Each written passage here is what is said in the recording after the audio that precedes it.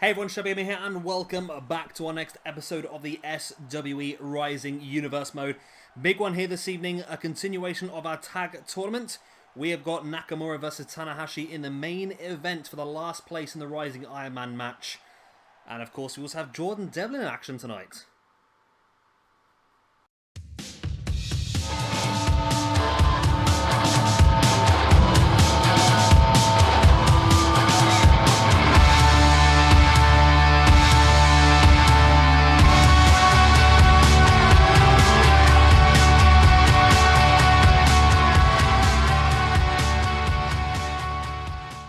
And here is our opening match of the evening, a continuation of the tag team tournament, as we will see the Young Bucks going up against LIJ, Sanada, and Evil.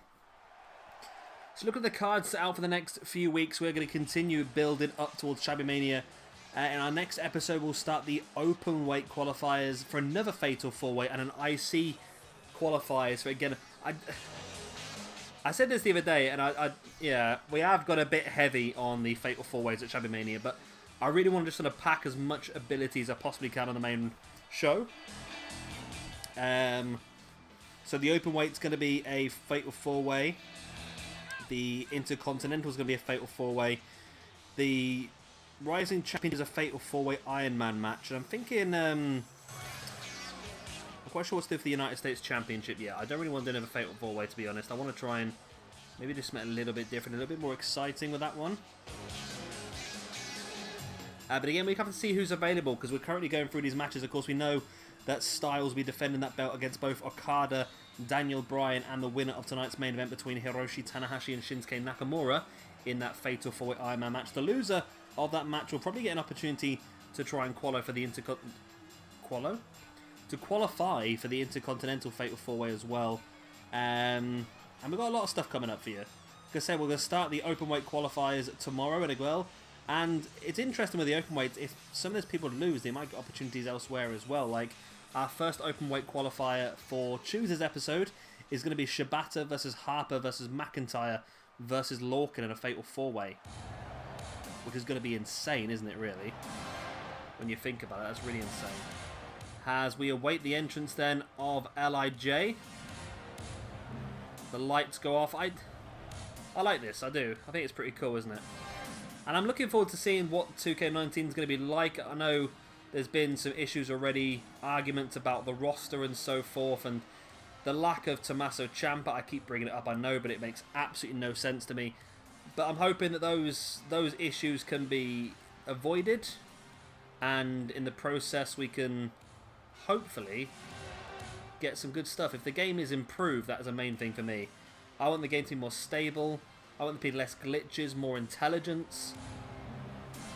I mean, if they've just spent 12 months developing stupid gimmicky stuff like Big Head Mode and Zombie Triple H, and the House of Horrors match is interesting if it works. If it doesn't work, it'd be disappointing, obviously. It's very limited in its use. I think that it will be a match type that's used very much in Carnage, maybe.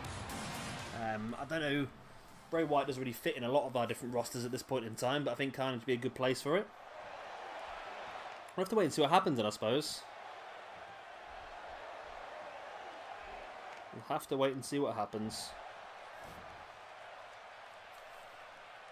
So here we go then. Sanada and Evil make their way into the ring. We already know that Red Dragon have qualified for the second round, as have the Gorillas of Destiny. Those two teams will face off against each other in, not our next episode, the episode after, episode 25, so Thursday's episode, in the first semi-final.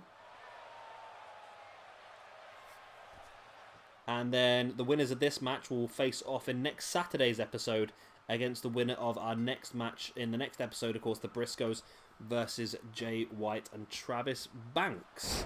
So a lot of stuff going on, a lot of very interesting stuff. Of course, we're sticking to the tornado style. I much prefer it, and the Young Bucks are a team that I really want to see do well here. Nice knee right in the face there. Sanada bringing Matt Jackson back up to his feet, but he fights back.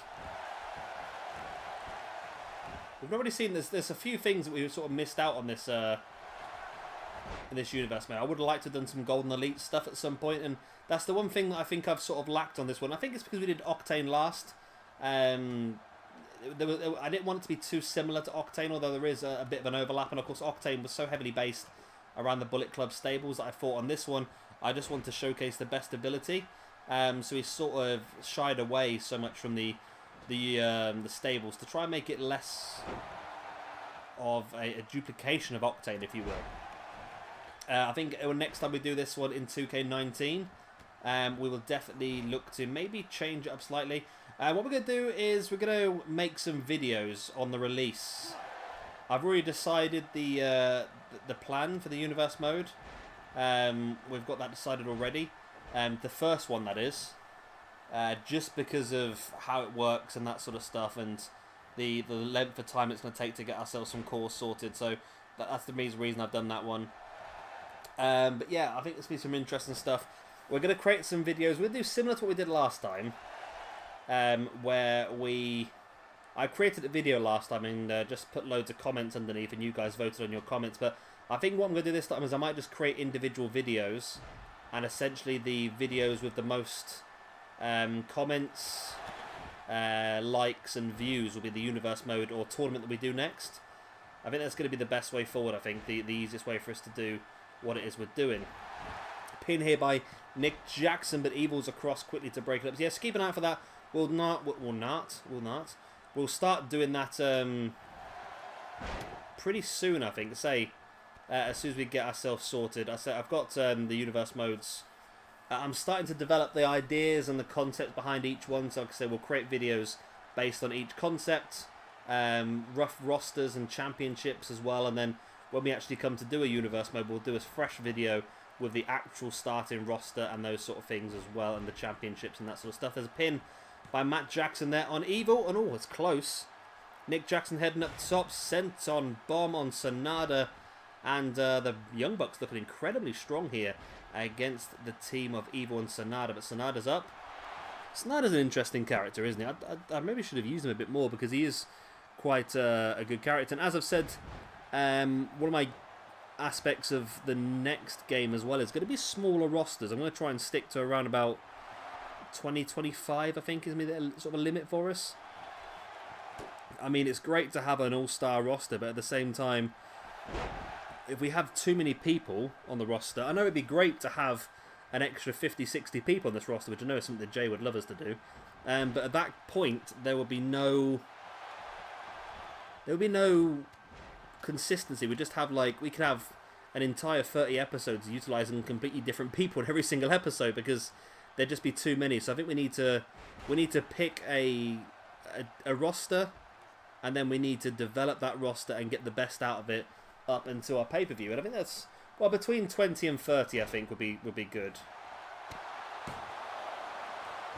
Pin there by Nick Jackson on Sanada. I've quite enjoyed this one though. I think the dropping it down to 3 matches per episode has definitely been a good way forward, or not necessarily dropping down to 3 matches per episode, but keeping the episodes at around about the 25 to 30 minute mark, nothing more than that, because when they're an hour or over an hour, it's difficult for me to make, it's difficult for you guys to watch, it's just too much for everything, isn't it? So this has definitely been a lot easier. It's given me back some of my life as well, rather than spending hours upon hours recording and editing these videos. They're a bit shorter now.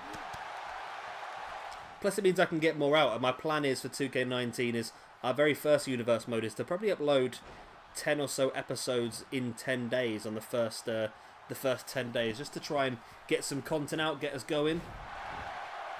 Nice springboard 450 there by Nick Jackson, as Matt Jackson going for the buckle bomb, and the Bucks in firm control once again. Nick Jackson going for the pin. He's left Sanada grounded for quite a few seconds, so he had the chance to recuperate, and he did utilise that chance pretty well.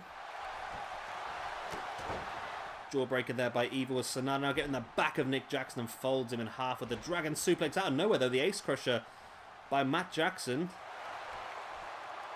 who's now stalking Evil, and he's going to go for a sharpshooter. Where did that come from? And Sanada straight away with a drop kick right in the chest of Matt Jackson, breaking it up. There's the Jawbreaker there by Matt Jackson. Now Sanada catching him with that DDT. Evil is down and out, but Nick Jackson and Sanada are still up. Sanada now looking for the big backdrop, and Sanada's just turned this match around. The Bucks were dominant for quite some time. Matt Jackson was able to break the pin just about, and Sanada going for the pin again, and Matt Jackson went to block the pin, and I think he actually ended up double axe handling his own partner. Now, suddenly, Evil and Sanada are in firm control. Big splash, well they were until Sanada just took out his own partner with that big splash, as you do. But you can see the struggle now. Both teams looking to get quite tired. Well, not looking to get tired. Both teams are quite tired now. Matt Jackson with the arm drag takedown on Sanada. A boot in the gut to Sanada. A forearm, and now coming out, but Sanada caught him with the elbow in the knee. Evil now with the front chancery on Matt Jackson. Nice takedown by Nick, and all of a sudden he's starting to get control back over Sanada. Sanada's strength was really a big one in this. Nice hurricanrana by Nick Jackson. Submission locked in by Evil, but broke up from behind by Nick Jackson, who now catches Evil. And a stunner. Nice wheelbarrow stunner. Nick Jackson drops into a pin. 1, 2. Oh, that wheelbarrow stunner did a nice job on Evil, but not enough to get the pin. Sanada now tripping over Nick Jackson. What's he going for here? He's tied Nick Jackson up in a ball, which now makes it 2-1 effectively. And a big kick up the anus. Big kick up the arse. Nice Northern Lights suplex there by Matt Jackson. Doesn't bridge it for the pin, but Nick now catching Sanada, but Sanada gets the reversal straight away, taking Nick down. And Matt Jackson now catching Sanada straight away. Tombstone pile driver. Nick with a rake of the eyes on Evil. Russian leg sweep. Matt looking for the ace crusher, but Sanada forced him away, and Matt fighting back now with the jawbreaker.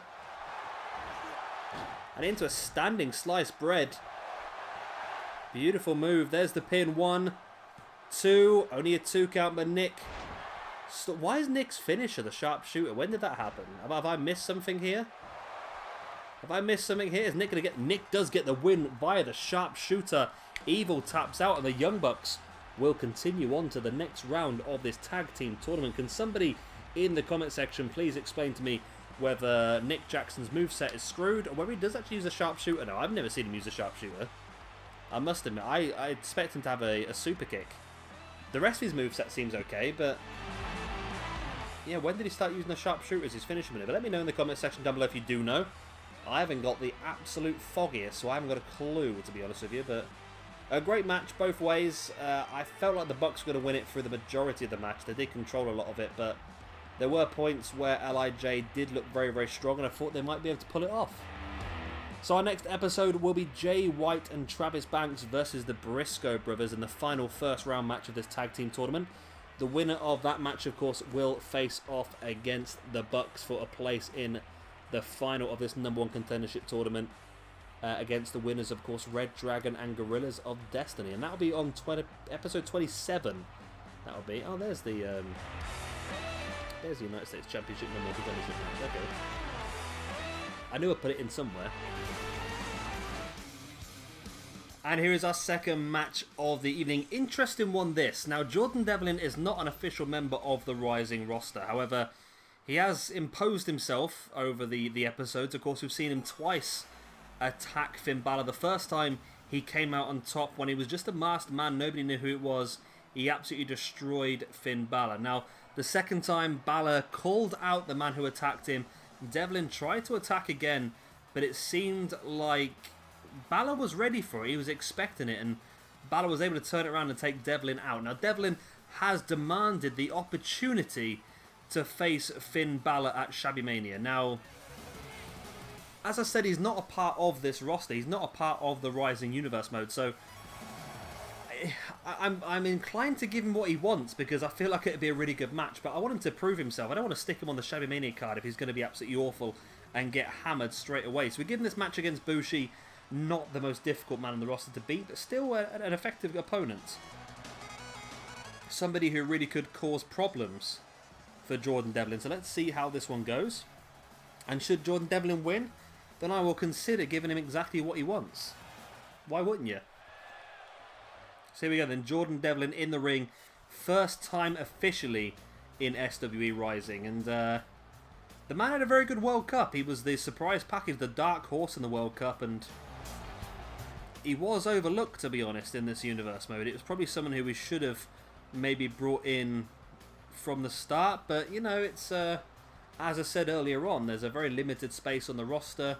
We've got to try and get as many people on as we can, and we've got to try and make it effective. We don't want to waste space. I'm not saying he's a waste of space, don't get me wrong, but I want to make sure that everyone who comes in is going to have a use. Everyone who comes in is going to be fighting potentially for championships or as part of a stable. Here, Bushi, we know he's part of the junior heavyweight division. He's part of the LIG stable, so it made sense to have him on here.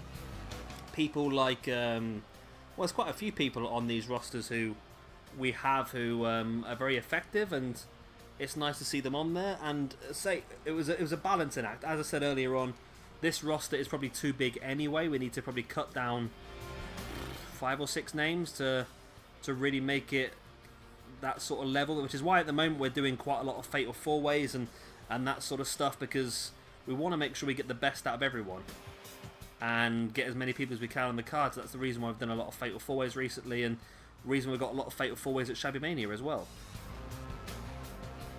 So here we go then. Jordan Devlin gets his opportunity to impress as he takes on Bushi. Bushi, not actually wrestled much so far, has he himself? Nice sling blade straight away by Jordan Devlin. Maybe a message being sent there to Finn Balor by using one of Finn's own maneuvers against Bushi, and Devlin looking absolutely incensed here, just going straight away, all guns blazing, taking Bushi up. Package pile driver. Devlin with... what? 1, 2...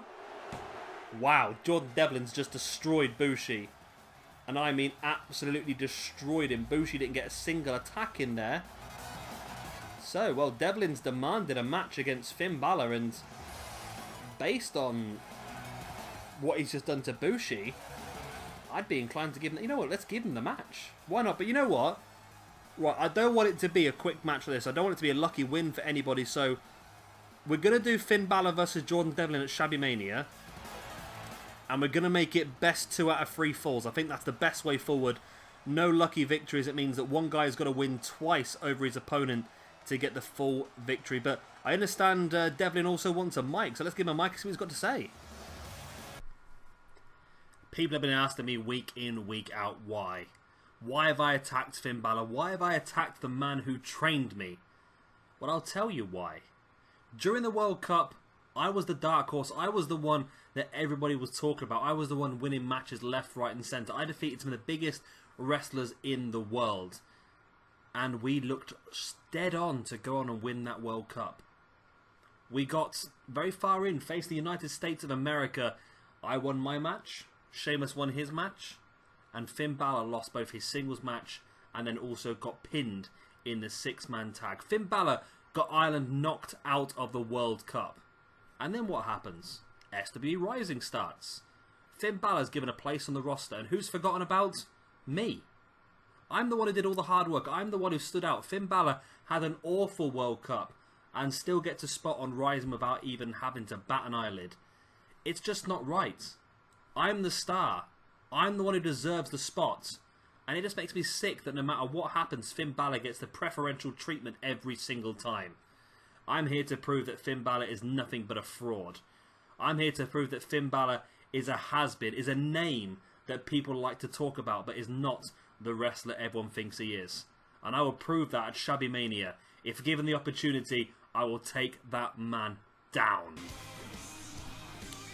And here we go, the main event of the evening. The final place up for grabs in that Rising Championship match at Shabby Mania to join AJ Styles, Kazuchika Okada and Daniel Bryan. This is Hiroshi Tanahashi versus the man that always copyright claims our videos, Mr. Shinsuke Nakamura. So when Shinsuke comes out, I am going to talk so much to try and drown out his entrance music. So that's the plan.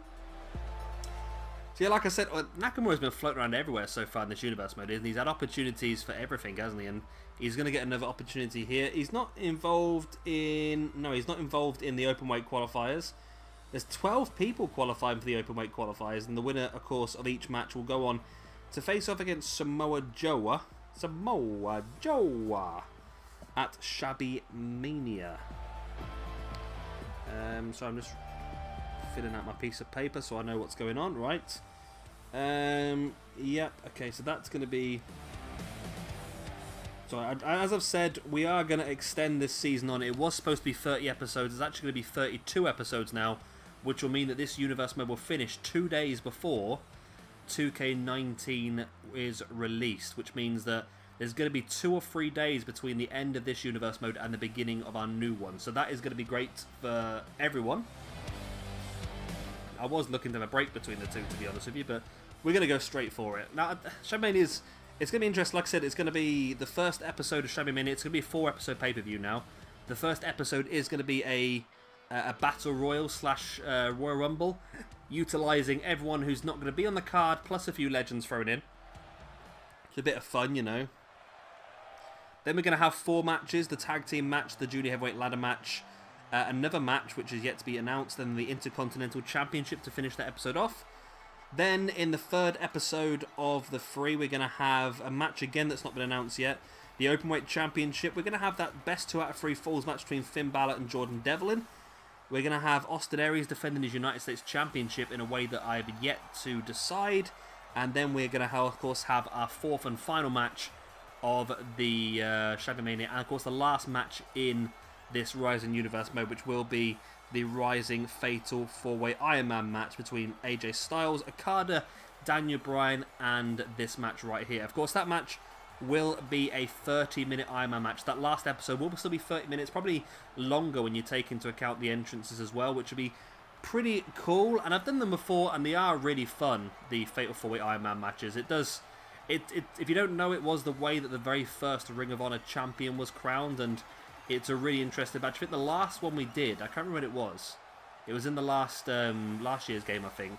The last one we did, I believe, ended 4-3-2-1, I think it was.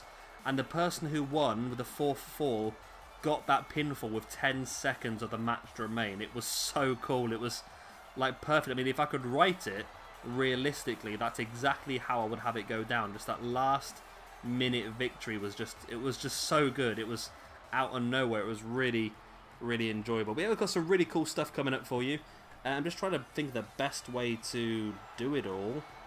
I mean, this is already announced. That's fine. This is announced. This is announced. This is announced. This is announced. This is announced. This is announced. Okay, so and this is announced. So there's only 2 matches left to announce. One of them is just penciled in at the moment because it involves some people that are involved in some of the tournaments. So it all depends on whether if they get knocked out of the tournaments, this match will exist. If they don't get knocked out of the tournaments, then it won't exist, sort of thing. I think it'll exist one way or the other, if that makes sense. I've got like 3 or 4 options to fill 2 spots. So depending on what happens in the tournaments, those 2 spots will be hopefully filled up. And the last one is a special dream match, which I'm just going to wait and see what happens, and then we will announce that at some point. Maybe create a match at some point to try and showcase the people involved in that. But it's tricky because it's a triple threat match, so it's difficult to really create a match that showcases the 3 of them without actually just making it a triple threat, because then it would literally just be the same match again. So I don't know what to do with that one. Maybe do like 3 singles matches across 3 weeks with the 3 guys involved, or we just announce it. Maybe, I don't know. I thought we could do a tag team match, but that involves mixing somebody else in there. Maybe we could mix someone else in there. Or maybe we could make... I was about to say maybe we could make it a Fatal 4-Way then. That's another bloody Fatal 4-Way. I mean, 3 of the matches on this card is already a Fatal 4-Way. If I do that, there'd be a 4th Fatal 4-Way out of 10 matches. Which would be pretty insane, wouldn't it, really? But yeah, I'm looking forward, of course, to the Rumble as well. It's a nice way to make sure that everyone gets some action. So everyone on the roster will be on Shabby Mania, essentially. Because if you're not involved in... It might not be a 30-man, it might end up being a 20-man Rumble, rather than being a massive 30-man one. And I don't know what the reward would be. We normally give some sort of reward away, don't we? But I think it would be risky to put a reward in there just because if we do, it could end up being... I think I've talked enough to get through that copyright claim. It could end up being like one of the legends or someone weird who wins it, and then all of a sudden that reward becomes a little bit out there, doesn't it? Either way, this match is now underway. Nakamura versus Tanahashi. The winner joins Styles, Okada, and Daniel Bryan in that fatal 4-way Iron Man match for the Rising Championship. So although there's various fatal 4-ways at Shabby Mania, they do have different rules. Like I said, the fatal 4-way Iron Man match, there's 2 fatal 4-way eliminations. There's going to be either a 6 or 8-man ladder match for the Junior Heavyweight Championship. We're yet to decide on that one. So there's a lot of multi-man matches, but they are going to be slightly different rules here and there. And yeah, we've got some interesting stuff lined up for you. Now that match can definitely go ahead now because we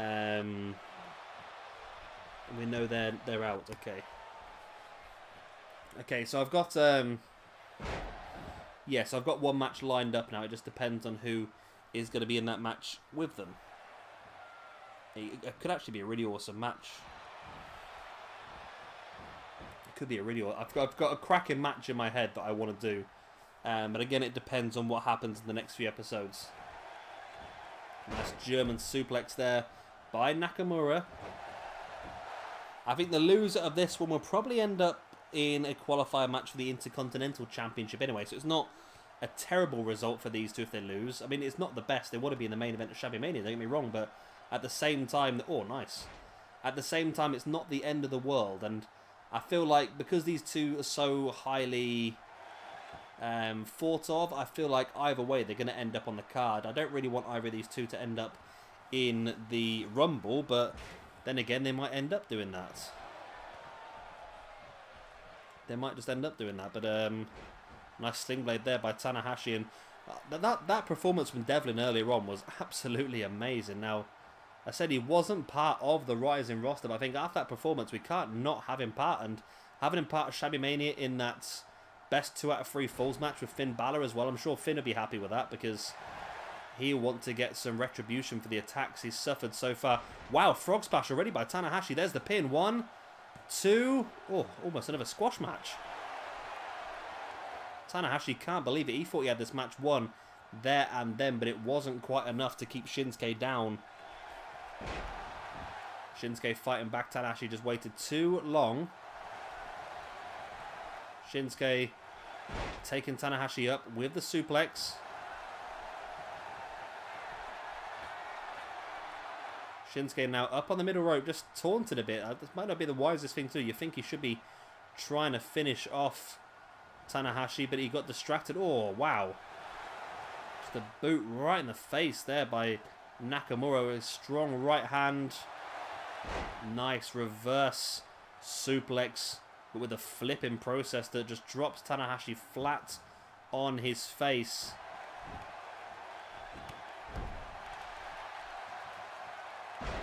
Tanahashi just forcing Nakamura away. Brings him back up. Nakamura slides out the back into a reverse DDT. There's the pin. Only one count. Wow, Tanahashi's not going to stay down long, is he? Nakamura needs to really build upon the damage he's already done. It's not quite enough. Tanahashi fighting back there with a jawbreaker, and you think that he must not have much left to do to take Nakamura down after hitting him with the frog splash earlier on. And the PlayStation fan has really kicked in. It's going really loud now. I'm hoping it's not too loud for you guys. Nakamura taking Tanahashi down. That's really bloody loud, that is. Nakamura now, slamming Tanahashi face first into the mat for the 1, the 2, only a 2 count.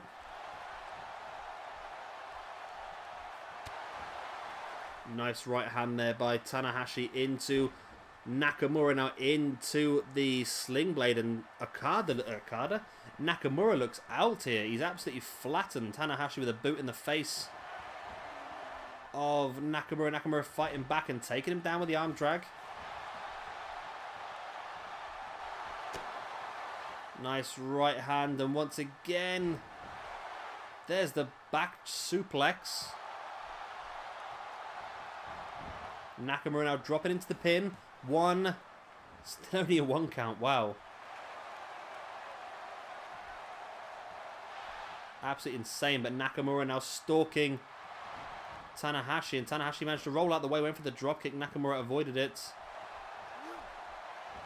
Tanahashi Saito suplex. Nakamura now flattened. Tanahashi brings him back up to his feet and nice. Slams him down with that. It's like a brainbuster. Hook in the leg. Tanahashi now has Nakamura, but Nakamura saw it coming and caught him in the knees right in the back of the arm, which weakens the arm. Nakamura again with them educated knees right in the face and looking to get on the back for the back suplex again potentially, but Tanahashi saw it coming and into a Saito suplex of his own. And look how well Nakamura's positioned, but no, he does go for the frog splash. He brings him back up to his feet once again. And Nakamura with a clubbing blow to the back and a big knee strike right in the side of the face. Those knees are brutal by Nakamura, who now takes Tanahashi up once again. And nice, a pin from the Death Valley driver. Still not enough though. And now Nakamura once again stalking Tanahashi. A boot right in the gut. And Kinshasa. There's the pin. 1, 2. And Shinsuke Nakamura is going to the main event of SWE Rising's Shabby Mania. Styles, Okada, Bryan, and Nakamura. Now, if that doesn't sound like an amazing main event, then I don't know what does. That is amazing. AJ Styles, Kazuchika Okada, Daniel Bryan, and Shinsuke Nakamura. Fatal 4-way Iron Man match. We're going to see those 4 guys wrestle for a complete, full 30 minutes. Most pinfalls or submissions in that 30 minutes will be champion walking out of Shabby Mania. There we go. Shinsuke Nakamura victorious. It's been a very interesting episode. We have seen the Young Bucks defeating Evil and Sanada in the tag team tournament to progress to the semi-finals. We've seen Jordan Devlin impress amazingly, destroying Bushi. And when I say destroying, I mean decimating him in less than 30 seconds. And then giving us an insight into why he wants Finn Balor at Shabby Mania. And then, of course, this match here, Nakamura joining the ranks of Styles, Okada, and Bryan at Shabby Mania for the Rising Championship. Tanahashi will go on. Like I said, there will be other opportunities for Tanahashi to get himself on that card for Shabby Mania. I feel like the Intercontinental Championship qualifiers might be a good place for him, and I'm sure we'll see him over the next few weeks. So everyone, I have been Shabby Gamer. I hope you have enjoyed this episode. If you have, then please do whack the like button. Really aggressively whack it. It likes that. And of course, if you're new around here and you would like to see some more of this Rising Universe mode or all the stuff that we're going to be doing in 2K19, we're going to really bombard you with content in the first month of 2K19. I promise you that. Random matches coming back as well. So definitely don't miss out by hitting that subscribe button. And of course, the little bell, if you want to do that, it's up to you. The little bell gives you notifications every time I upload a video. You might get annoyed with me though, because I do upload a lot of videos. I'm playing other PlayStation and PC games at the same time as well. So I upload about 2 or 3 videos a day at the moment. And I tell you what, when we get into October, we're going to be uploading about 4 or 5 videos a day at this rate. I tell you, there's just so much going on with FIFA as well. I've been Shabby Gamer, thank you much for watching, and I will see you very, very soon for our next episode of SWE Rising. Bye.